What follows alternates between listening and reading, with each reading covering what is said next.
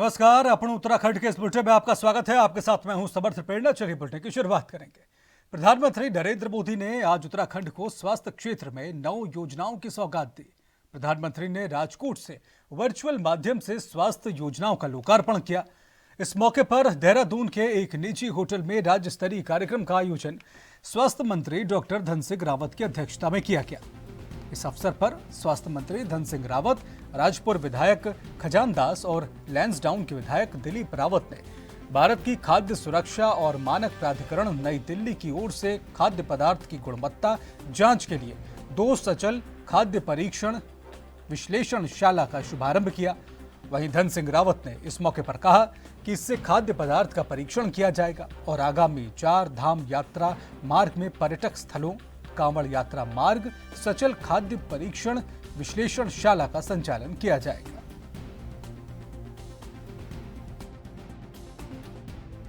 यशस्वी प्रधानमंत्री जी का, अपने देश के स्वास्थ्य मंत्री जी का और अपने मुख्यमंत्री जी का बहुत बहुत धन्यवाद देना चाहता हूं कि आज प्रधानमंत्री जी ने राजकोट गुजरात से 48,000 करोड़ रुपए के स्वास्थ्य के क्षेत्र में एम्स हो गया, क्रिटिकल केयर ब्लॉक हो गया, कई चीजों का लोकार्पण भी किया है और भूमि पूजन भी किया है। हमारे राज्य में भी आज लगभग 13 कामों का उन्होंने उद्घाटन किया है और मैं कह सकता हूं कि आज डॉक्टरों के लिए आवासों का, क्रिटिकल केयर ब्लॉक का, हमारे ब्लॉकों में जो उन्होंने नई सुविधाएं दी उनका आज उन्होंने वहां से वर्चुअली उद्घाटन किया है।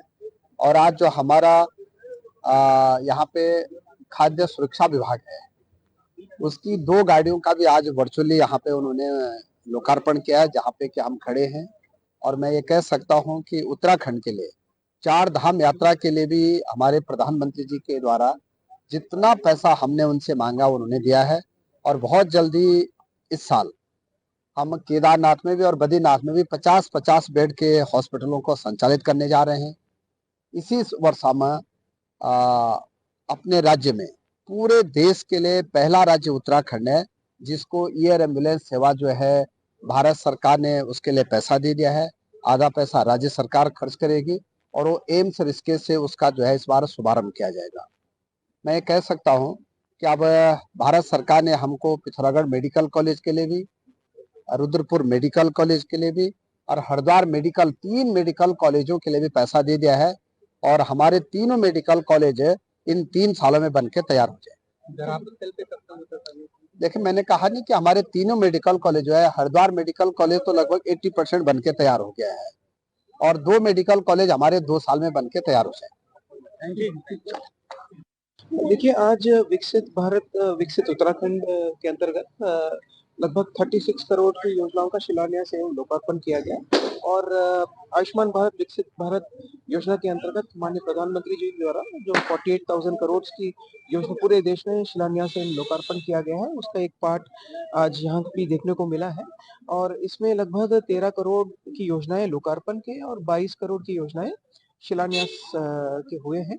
इसमें हमारे फूड सेफ्टी वैन भी है इंक्लूडेड और हमारे जो ब्लॉक पब्लिक हेल्थ यूनिट्स और जो क्रिटिकल केयर ब्लॉक्स हैं वो भी इंक्लूडेड हैं।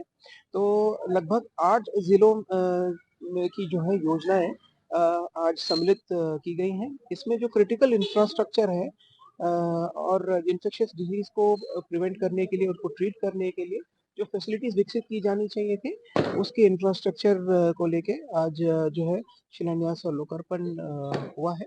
और ये जो फूड सेफ्टी वैन है, ये खासकर जो 4 धाम और अन्य यात्रा सीजनों में जो हमें immediately food related checking immediately हमें करना पड़ता है, फूड रिलेटेड टेस्ट करने पड़ते हैं, उसको त्वरित गति देने के लिए हमने 2 और वैन्स हमने अभी परचेज की हैं। इसका भी लोकसभा चुनाव की तैयारी को लेकर भारतीय जनता पार्टी ने कमर कस ली है। जहां एक ओर संगठन स्तर पर तमाम कार्यक्रम तय किए गए हैं, तो वहीं दूसरी ओर प्रदेश की 5 लोकसभा के प्रत्याशियों के चयन की प्रक्रिया भी शुरू हो गई है। इस बात को लेकर बीजेपी प्रदेश महामंत्री आदित्य कोठारी ने बताया कि प्रत्याशियों का चयन केंद्रीय पार्लियामेंट्री बोर्ड करता है, लेकिन उससे पहले हमारी प्रदेश स्तरीय पार्लियामेंट्री बोर्ड से कुछ नाम का चयन करके केंद्र को भेजा जाता है। जिसके तहत 27 फरवरी को देहरादून में राज्य पार्लियामेंट्री बोर्ड की बैठक आहूत की गई। साथ ही उन्होंने कहा कि इस बैठक की अध्यक्षता प्रदेश अध्यक्ष महेंद्र भट्ट के द्वारा की जाएगी, जिसमें बोर्ड के सभी सदस्यों के साथ 5 लोकसभा के संयोजकों और कुछ अन्य कार्यकर्ताओं के द्वारा किए गए आवेदनों पर विचार विमर्श कर पैनल तैयार करते हुए केंद्र को भेजा जाएगा। भारतीय जनता पार्टी के प्रत्याशियों के चयन की घोषणा हमारा केंद्रीय पार्लियामेंट्री बोर्ड करता है। अब ये एक प्रक्रिया है कि राज्य में भी एक चुनाव समिति होती है, स्टेट पार्लियामेंट्री बोर्ड होता है। यहाँ से भी एक नामों का पैनल केंद्रीय पार्लियामेंट्री बोर्ड को निर्णय के लिए भेजा जाता है। उसी प्रक्रिया के तहत हमारी जो राज्य स्तरीय चुनाव समिति है अपने प्रदेश अध्यक्ष जी के अध्यक्षता में, उसकी बैठक परसों 27 तारीख को प्रातः 11 बजे है। और उसमें जो नाम आए हैं नीचे से कार्यकर्ताओं के माध्यम से आए हैं, कई लोगों ने स्वयं भी दावेदारी की कि हम भी दावेदारी करना चाहते हैं, वैसे बहुत सारे नाम आए हैं और उन सभी के संबंध में राज्य स्तर पर विचार करके परसों नामों का पैनल 5 लोकसभा का बना करके उसको केंद्रीय नेतृत्व को भेजे। महिलाओं को सशक्त बनाने के लिए सरकार की योजनाएं देश भर में समान रूप से लागू की गई हैं। इसी कड़ी में स्वयं सहायता समूह से जुड़ी 1 करोड़ महिलाएं लखपति दीदी बन चुकी हैं। आपको बता दें कि देवभूमि उत्तराखंड में लगभग 30,000 महिलाएं अभी तक लखपति दीदी बन चुकी हैं। वहीं कांग्रेस की प्रदेश प्रवक्ता गरिमा मेहरा दसौनी ने तंज कसते हुए कहा कि सिर्फ आंकड़ों की बाजीगरी है और अगर उत्तराखंड की बात की जाए तो यहाँ महिला लखपति नहीं बन पाई। साथ ही उन्होंने कहा कि यदि लखपति दीदी में सच्चाई होती तो कोई भी महिला उत्तराखंड में धरना प्रदर्शन नहीं करती। ये सिर्फ और सिर्फ आंकड़ों की बाजीगरी है। यदि बना दिया गया होता तो आप अभी भी जाकर देखिए, तमाम महिला समूह सड़कों पर उतरे हुए हैं। यदि उत्तराखंड की महिलाएं सशक्त होती तो फिर इस तरह से बेजार स्थिति आपको स्वास्थ्य सेवाओं की और शिक्षा सेवाओं की नहीं दिखाई पड़ रही होती। ये सिर्फ और सिर्फ भारतीय जनता पार्टी का झूठ, आडंबर और प्रपंच है और कोई उसके पास काम नहीं है, सिर्फ आंकड़ों की बाजीगरी करने के अलावा। यहाँ प्रति व्यक्ति आय जितनी हम छोड़कर गए थे अपनी सरकार के समय पर, उससे 1 इंच आगे तो धामी सरकार या भाजपा की सरकारें बढ़ा नहीं पा रही हैं। ऊपर से महिला सशक्तिकरण की बड़ी बड़ी बातें। आज 23 साल का हो गया उत्तराखंड, लेकिन महिलाओं की वही स्थिति है। पीठ पर घास का बोझ है और किलोमीटर दूर से पानी लाना पड़ता है और स्वास्थ्य सेवाओं के नाम पर। जन मिलन कार्यक्रम के तहत रुद्रपुर के विधायक शिव अरोड़ा ने जनता की समस्याओं का निदान किया और कई समस्याओं के जल्द ही निस्तारण करने की बात कही। इस दौरान पूर्व जिला पंचायत सदस्य राजेश बजाज को भारतीय जनता पार्टी में शामिल कराया गया। उक्त कार्यक्रम में भाजपा के वरिष्ठ नेता प्रीत ग्रोवर भी शामिल रहे।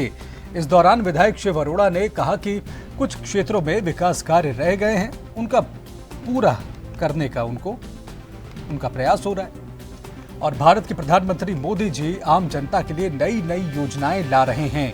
हमारी सरकार चौमुखी विकास कर रही है, हमें उनके हाथ को और मजबूत करने की जरूरत है।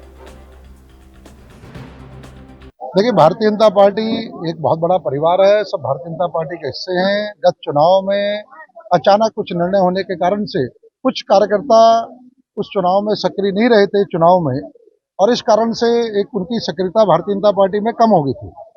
आज सभी भारतीय जनता पार्टी के कार्यकर्ता जो किन्हीं भी कारणों से पिछले चुनाव में नहीं लग पाए थे, वो पूरा के पूरा परिवार पुनः जुड़ गया है।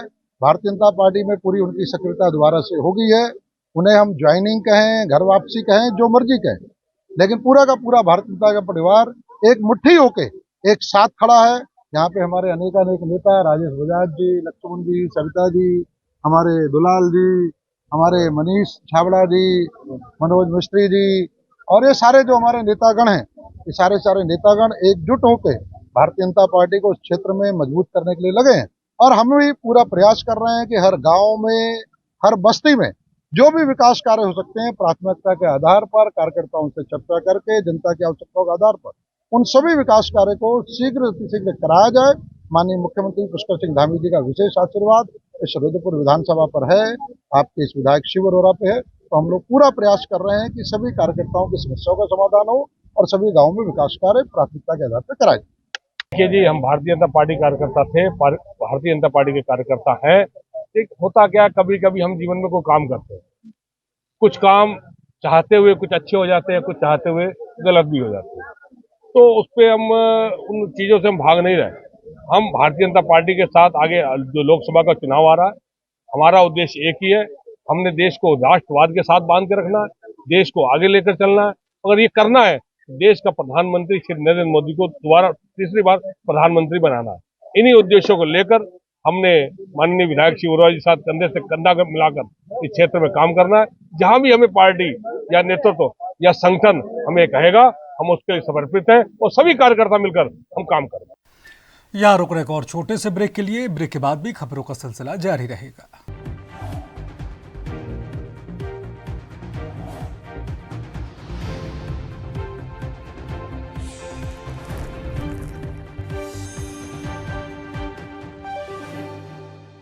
ब्रेक के बाद आपका स्वागत है। पौड़ी जिले की चौबट्टा खाल विधानसभा के नगर पंचायत सतपुली में नियम कायदे को ताक पर रखकर टेंडर आवंटित कर दिए गए। मामले का खुलासा आरटीआई कार्यकर्ता संजय कुकरेती ने आरटीआई के जरिए किया।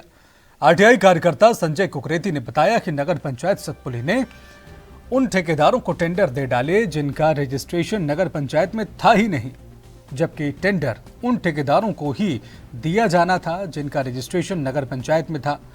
लेकिन इसके विपरीत 3 बाहरी ठेकेदारों को ये टेंडर दे दिए गए।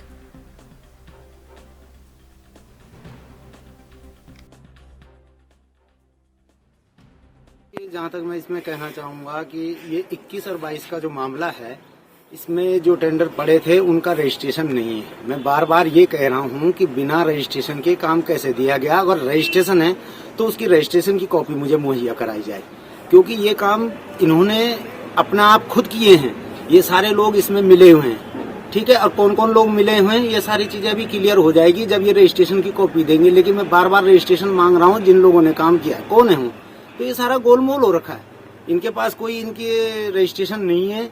सारी चीजें ये खुद करके और इस पैसे को हड़प कर चुके हैं नगर पंचायत का। देखो, इसमें राजनीति की कोई बात नहीं, ना हम कोई चुनाव लड़ रहे हैं ना ऐसा कुछ है। लेकिन जहां तक मेरा वो है कि भाई इन्होंने जो काम किए हैं, हम उनके कागज मांग रहे हैं। कागज मांगना कोई गुनाह नहीं है। देखिए, कागज मांग रहे हैं ना, अगर कागज हैं तो कागज दिखाइए।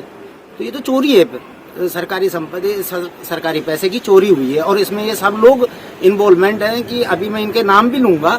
देखो, जो लोग कह रहे हैं ये मुझे कागज देना, ये सफाई ना दे कि कम में काम दिया गया है। कम में काम क्या होता है? कम में काम का क्या मतलब है? अगर किसी की नौकरी है और उससे पूछा जाए कि इंटर पास चाहिए, तो इंटर पास वाले को नौकरी मिलेगी ना। लेकिन यहाँ तो ग्रेजुएशन बोला गया और ग्रेजुएशन वाला नहीं, अनपढ़ को नौकरी मिल गई। वो वाला सिस्टम हो रखा है यहाँ पे। बिना लाइसेंस वाले को काम दे दिया गया, खुद काम कर गए, खुद पैसा डकार गए। ये है स्थिति।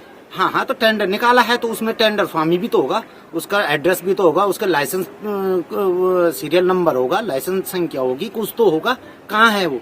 मैं मांग रहा हूँ, कहाँ है वो? देना, मेरे पास आए, मुझे दें, मुझे दिखाएं, आपको दिखाएं। आप जा सकते हैं, जाइए देखिए। अगर सत्य है तो जाइए देखिए ना, मुझे भी दे। मैंने मांगा है, पहले मुझे दें, नहीं तो आपको दें, किसी को तो दें। किसी टेबल पे तो लाएं कि हाँ ये काम किया है। ये क्या होता है कि हमने सबसे कम वाले को काम में दे दिया? कितने कम में काम दिया है देखिए ना उसको। वो सारी मिली भगत है, इनको तो जवाब देना पड़ेगा आगे भी। ये 2020-21 में पेपर के माध्यम से विज्ञप्ति दे दी गई थी टेंडर कमेटी द्वारा। सबसे जो न्यूनतम दर वाली फर्म थी उसको स्वीकृति दे दी गई थी। उनके पिताजी हमारे साथ 5 साल तक वार्ड मेंबर रहे हैं। उस समय कोई बातें नहीं रखी थी। ये अब चुनाव के चक्कर में मुद्दा उठाया जा रहा है। जो यहाँ पर स्वागत गेट बने हुए हैं, ये 2020-21 में इसकी निविदा की गई थी। और इसमें जो टेंडर कमेटी के द्वारा इसमें जो सबसे न्यूनतम दर वाली फर्म थी उसको इसमें टेंडर दिया गया है। उनके द्वारा जितनी भी सूचनाएं हमसे मांगी जाती है और जो भी हमारे पास उपलब्ध सूचना होती है, हम वो संपूर्ण सूचनाएं उनको उपलब्ध करवा देते हैं। ये जो टेंडर किए गए थे, ये तत्कालीन अधिशासित अधिकारी द्वारा 2020-21 में किए गए थे। और इसमें यहाँ का कोई लोकल ठेकेदार नहीं है। जो मैंने फाइल देखी है, इसमें बाहर के ठेकेदार में काम किया गया है। और ये इसमें जो टेंडर कमेटी के द्वारा इसमें जो न्यूनतम दर वाली फर्म है उसी को इसमें टेंडर दिया गया है। इसको अखबार में इसको निविदा। और हल्द्वानी में लोकसभा चुनाव से पहले भारतीय जनता पार्टी ने एक बार फिर से अपने कुनबे को बढ़ाया है।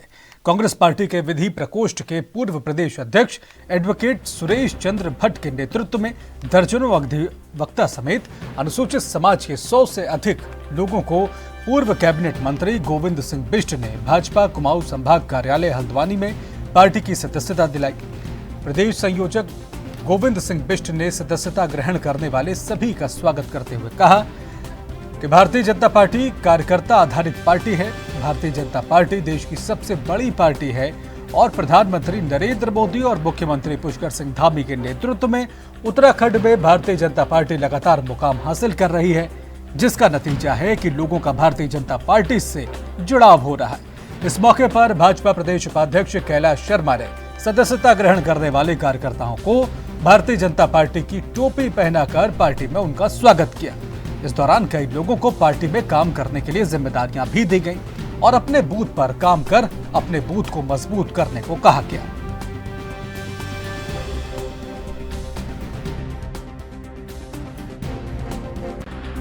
भारतीय जनता पार्टी की रीति नीति और मोदी जी और धामी जी के विकास कार्यों से प्रभावित होकर आज पूरा समाज भारतीय जनता पार्टी की ओर अग्रसर है और भारतीय जनता पार्टी की सदस्यता ग्रहण कर रहा है। हमारे जनपद नैनीताल में ये दूसरा कार्यक्रम है। पहला कार्यक्रम फौज के अधिकारियों का था। आज इसमें बड़ी संख्या में अनुसूचित बंधु भी हैं और हाईकोर्ट के सहित वकील भी हैं, अन्य दलों के लोग भी हैं। तो बहुत अधिक मात्रा में शीघ्र एक और कार्यक्रम होना है। जनता में बहुत उत्साह है। 5 की 5 सीटों में भारतीय जनता पार्टी जीत हासिल करेगी। कितने लोगों की आज 105 लोगों की सदस्यता हुई है। वहीं 2024 लोकसभा चुनाव बेहतरीन नतीजे बीजेपी नारा लगा रही है, आपकी बात 400 बार, किस तरह देखते हैं इसको? बिल्कुल 400 पार। अभी जैसे आंकड़े आ रहे हैं आजकल और जैसे वो चल रहा है उसमें तो लगता मुझको कि और बहुत ज़्यादा संख्या में आएगा। विपक्ष का बिखरा हुआ, विपक्ष का कोई नेता नहीं है और भारतीय जनता पार्टी से लोग इतने प्रभावित हैं कि अधिकांश सीटें। प्रधानमंत्री माननीय नरेंद्र मोदी जी और प्रदेश के यशस्वी मुख्यमंत्री आदरणीय पुष्कर सिंह धामी जी के नेतृत्व में जिस प्रकार से कार्य हो रहे हैं, जनता की समस्याओं का समाधान हो रहा है, उससे निश्चित रूप से पूरे समाज में एक ऐसा वातावरण बना है कि सारे लोग भारतीय जनता पार्टी परिवार में सम्मिलित हो रहे हैं। भारतीय जनता पार्टी का भी लक्ष्य है कि जहां कांग्रेस मुक्त भारत की कल्पना को हम साकार करेंगे, वहीं प्रत्येक बूथ में कोई भी कार्यकर्ता कांग्रेस का खड़ा रहे, ऐसी स्थिति कांग्रेस के पास नहीं होगी। ऐसा वातावरण का निर्माण हम लोग करें। और इसी के साथ इस बुलेटिन में फिलहाल इतना ही। नमस्कार।